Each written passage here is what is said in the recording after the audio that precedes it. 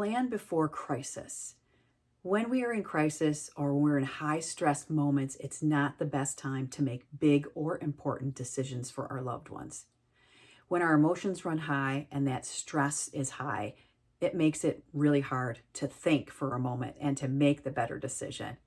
3 strategies to help with making better decisions is just having a plan, planning ahead, knowing that if this happens, what's going to happen after that? Like, what is going to occur? What are the dominoes that we're going to put in order, or what's the plan?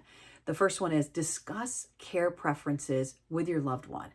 You can talk about your DNRs and DNIs. Do not resuscitate. Do not intubate. So maybe mom doesn't want a tube to keep her alive, that breathing tube, but maybe dad does. Maybe it's just for a short period and they're okay with it. But if it's for 30 days, they're not okay with that. So we need to know what their preferences are. Having a living will, having that one spokesperson that says, Mom, Dad, I will do whatever you tell me to do. Let's write it down, let's get it done, and then I will follow those instructions because that's what you want. And I want to make sure that it puts your mind at ease because we're going to make sure we take care of you and the way that you would want it.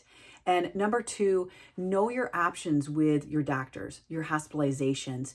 Know what could happen and know those steps to take afterwards. Some of those could be understanding maybe what a breathing tube is, understanding what the doctor's lingo is, what they're talking about, telling them, hey, can you just take a step back? Can you please maybe make it a little bit simplified so I can understand what you're saying because I'm not a doctor.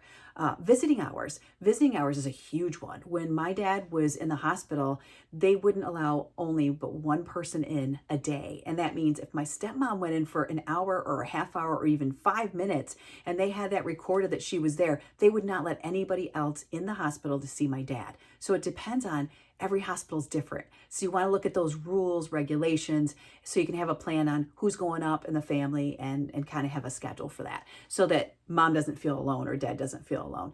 The third one is, checking those plans out regularly and updating them.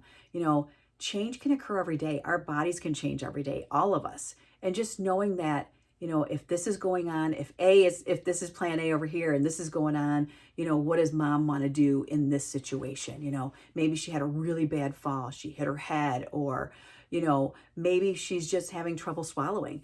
It could be something really simple. Maybe she fell and she just sprained her ankle. So you want to look at every situation is different, but know the plan, know what mom or dad want because it's really important to follow that. And then you can schedule people in the family or friends or neighbors or different people to help out with whatever's going on and make things easier. You want to have that ease as a caregiver. You want to be able to make better decisions when it's not so chaotic and crazy. A clear-cut plan really cuts back on the stress and the pressure and the guesswork.